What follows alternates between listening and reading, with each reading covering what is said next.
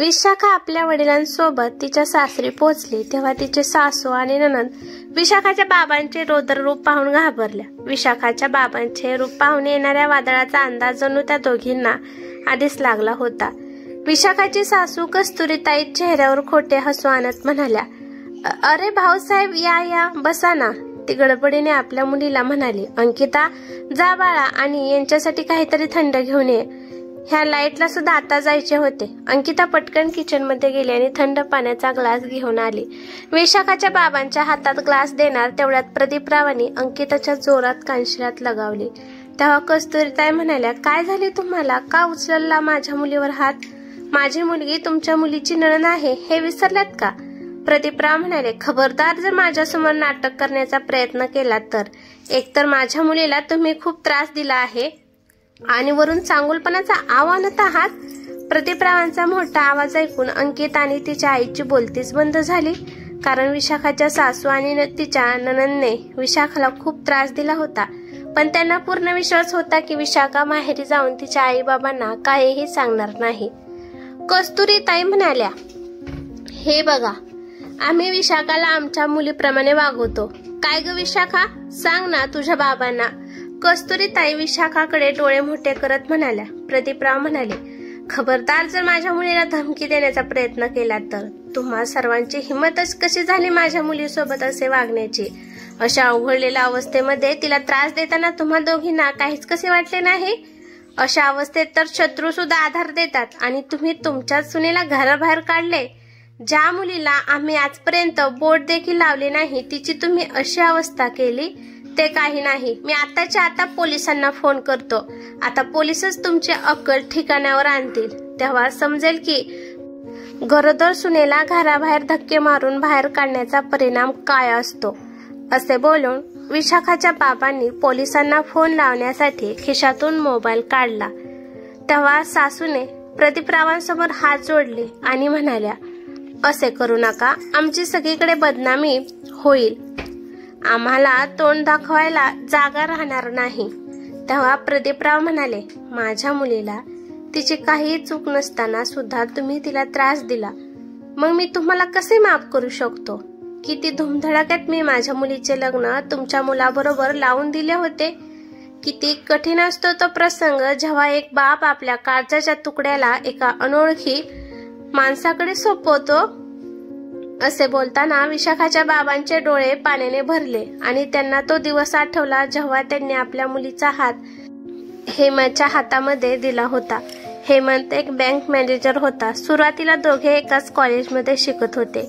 दोघेही अभ्यासात हुशार होते। विशाखा तिच्या आई वडिलांची एकुलती एक मुलगी होती। तिने तिच्या आई बाबांना हेमंत तिला आवडतो आणि त्या दोघांचे एकमेकांवर प्रेम असल्याचे सांगितले। तिच्या आई बाबांना हेमंत बद्दल काही प्रॉब्लेम नव्हता। विशाखा स्वतःही शिकत होती आणि रिकाम्या वेळात लहान मुलांची शिकवणी घेऊन स्वतःचा खर्च उचलायची। विशाखाला सुरुवातीपासूनच आपल्या आई बाबांवर पहार होऊन जगायचे नव्हते। ती शिक्षणासोबत घरातील कामांमध्ये आपल्या आईची मदत करत होती, त्यामुळे विशाखा घरातील सर्व कामामध्ये निपुण होती। हेमंतने आई बाबांना विशाखाबद्दल सांगितले तेव्हा हेमंतचे बाबा हे ऐकून खूप खुश झाले, पण त्याची आई खुश दिसत नव्हती। ती म्हणाली, अंकिताने तुझ्यासाठी एक मुलगी पसंत केली आहे। हेमंत म्हणाला, पण मला विशाखा बरोबरच लग्न करायचे आहे, नाहीतर मी लग्नच करणार नाही। मग काय, मुलापुढे आई ह्याविषयी जास्त काही बोलली नाही। हेमंतच्या बहिणीला सुद्धा हे स्थळ पसंत नव्हते, त्यामुळे तिला असे वाटत अजिबात नव्हते की हेमंतने विशाखासोबत लग्न करावे, पण विशाखा आणि हेमंतच्या प्रेमापुढे सर्वजण झुकले। हेमंत आणि विशाखाचे लग्न खूप धूमधडाक्यात झाले। हेमंतने लग्नापूर्वीच तिला सांगून ठेवले की आपले लग्न झाल्यावर तू माझ्या आई वडिलांना कधीच दुखवू नकोस। तेव्हा ती म्हणाली, तुम्ही काळजी करू नका, मी तुम्हाला कधीच तक्रार करण्याची संधी देणार नाही। लग्नानंतर दोघेही आनंदात होते। दोघेही काही दिवस बाहेर फिरायला गेले आणि आल्यानंतर विशाखाने संपूर्ण घराची जबाबदारी उचलली। लग्नाआधी विशाखा आईच्या हाताखाली मदत करायची, त्यामुळे ती प्रत्येक कामात निपुण होती। तरीही सासूला सुनेचे अजिबात कौतुक वाटत नव्हते। हेमंतची आई रागीट स्वभावाची होती आणि जेव्हाही तिची मुलगी माहेर यायची तेव्हा विशाखासोबत खूप परक्या प्रमाणे वागायची। पण तरीही विशाखा असा विचार करत होते की सासूबाई आणि अंकिताताई माझ्याशी कशाही वागले तरी मी त्यांच्याशी चांगलेच वागेन। एक ना एक दिवस त्या मला आपलेसे करतील आणि त्यामुळे विशाखा तिच्या नंदेसोबत चांगलेच वागत होती।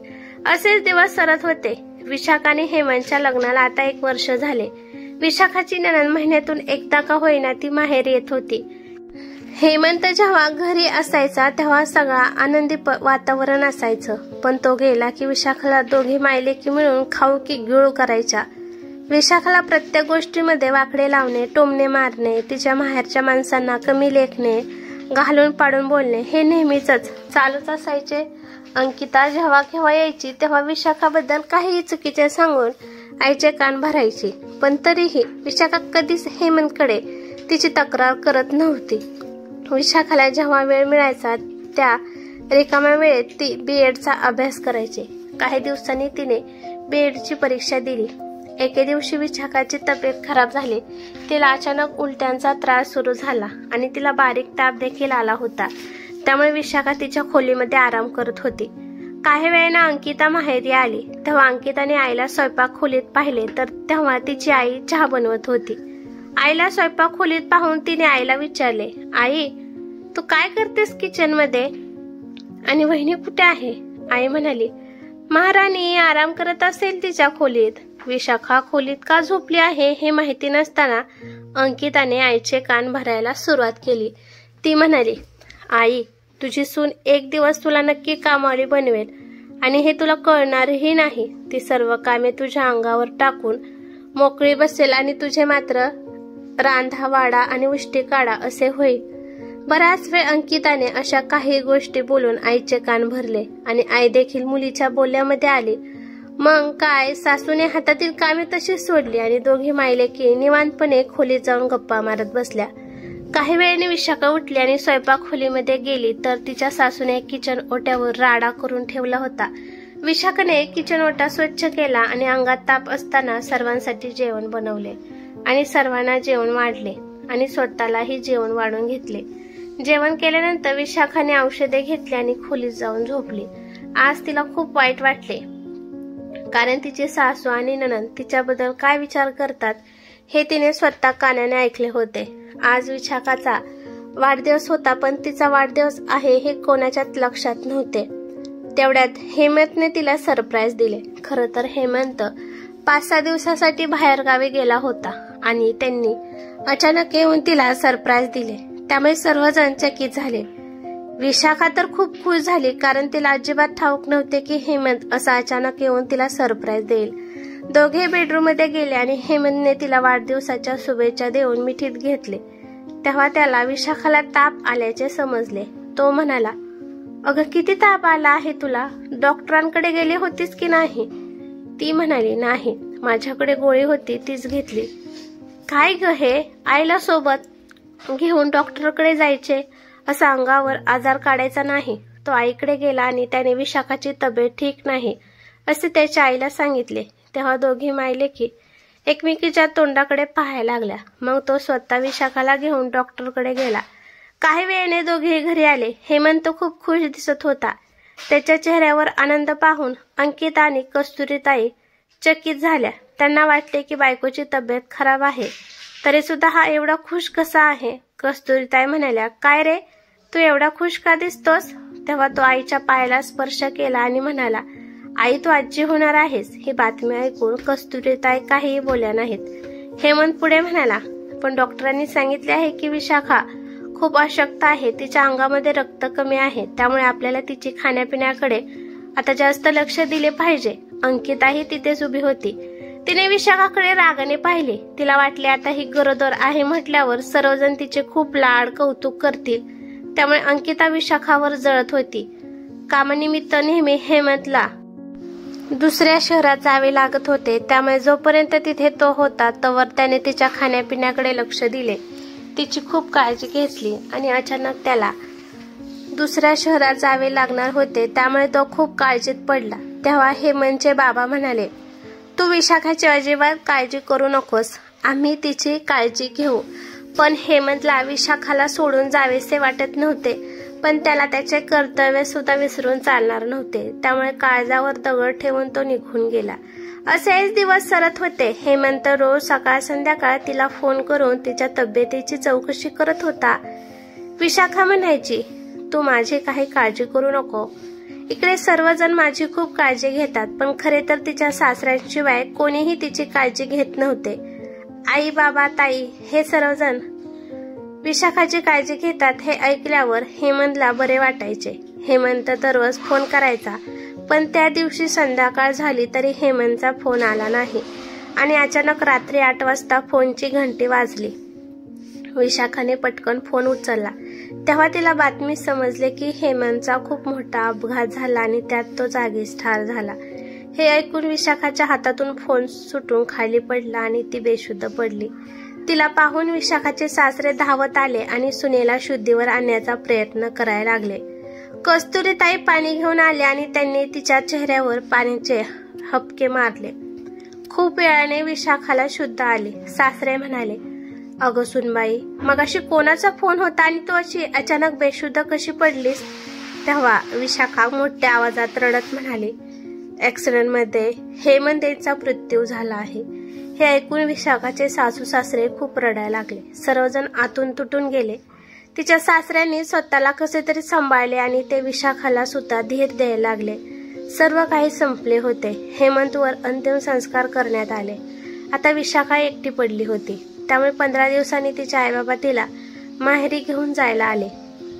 पण तिचे सासरे म्हणाले, आमचा हेमंत तर आम्हाला सोडून कायमचा निघून गेला. मग आता त्याची शेवटची निशाणी विशाखाच्या पोटात वाढत आहे. त्यामुळे आम्ही विशाखाला काही तिकडे पाठवणार नाही.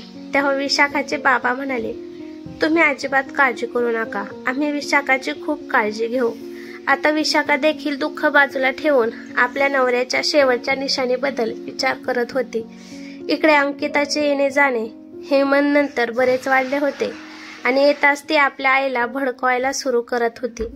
विशाखाची सासू तिला यापूर्वी घरकामात थोडेफार मदत करायची, पण मुलीने कान भरल्यामुळे आता ती एकाही कामाला हात लावत नव्हती. तिचे सासरे सुद्धा कस्तुरीताईंना समजायचे, पण ती काही ऐकत नव्हती. आता हळूहळू कस्तुरीताईंच्या मनामध्ये अंकिताचे बोलणे घर करत होते. अंकिता रोज आईला उलट सुलट शिकवायची. ह्यावेळी तर हद्द झाली. अंकिता आपल्या आईला म्हणाली, आई, वहिनी घरात यायच्या आधी आपण किती सुखात आनंदात राहत होतो. घर किती सुख समाधाने भरलेले असायचे. पण जेव्हापासून तुझ्या सुनेची अशुभ पावले आपल्या घरामध्ये पडली तेव्हापासून आपल्या घराला जणू काही नजरच लागली. एवढेच काय, पण तिने तुझ्या मुलाला सुद्धा गिळून टाकले. त्या दिवशी विशाखाच्या सासऱ्याने अंकिताचे बोलणे ऐकले आणि त्यांनी तिच्या जोरात कानशिलात लगावली. तेव्हा ती म्हणाली, बाबा, तुम्ही आज माझ्यावर हात उचललात. तेव्हा तिचे बाबा म्हणाले, हो, मी तुझ्यावर हात उचलला. काय करणार आहेस तू? खरे तर मी हात आधीच उचलायला हवा होता. मूर्ख मुली, एकतर तू स्वतःचे घर सांभाळू शकली नाहीस, पण आता दुसऱ्यांचे घर सुद्धा बर्बाद करायला निघालीस. खबरदार जर यापुढे या घरामध्ये पाऊल ठेवलीस तर. तेव्हा कस्तुरीताई म्हणाला, हे काय बोलत आहात तुम्ही तिला? बाबा म्हणाले, तू तर अजिबात बोलू नकोस. खरे तर तुझ्यामुळेच ती शेफारली आहे. मग काय? कस्तुरीताई काहीच बोलल्या नाहीत. तेव्हा अंकिता रडत तिच्या सासरी निघून गेली. विशाखाचे सासरे कस्तुरीताईंना म्हणाले, हे बघ या कस्तुरी, मी 4-5 दिवस काही महत्वाच्या कामासाठी शहराबाहेर जातोय, पण मी गेल्यानंतर सुनबाईला काहीही त्रास होता कामा नये. तेव्हा कस्तुरीताईंनी त्यांच्या होला हो देऊन होकारार्थी मान हलवली आणि सासरे सुनेच्या खोलीत गेले. तिला औषध, गोळ्या, जेवण, नाश्ता सर्व काही वेळेत करत जा असे सांगितले आणि तिच्या डोक्यावरून त्यांनी मायेने हात फिरवला आणि 4 दिवसात परत येईल असे सांगून निघून गेले. वडील गेल्यानंतर दुसऱ्या दिवशी विशाखाच्या सासूने अंकिताला घरी बोलवून घेतले. घरी आल्यावर अंकिता म्हणाली, आई, पाहिलेस का तू? बाबा त्या दिवशी मला काय म्हणाले? मला त्यांच्या लाडक्या मुलीला घरी येऊ नको असे म्हणाले. दादा तर गेला, पण हिने बाबांना देखील भुरळ पाडली आहे. आई, मी म्हणत होते ना की ही आपल्या घराच्या लायकीची नाही.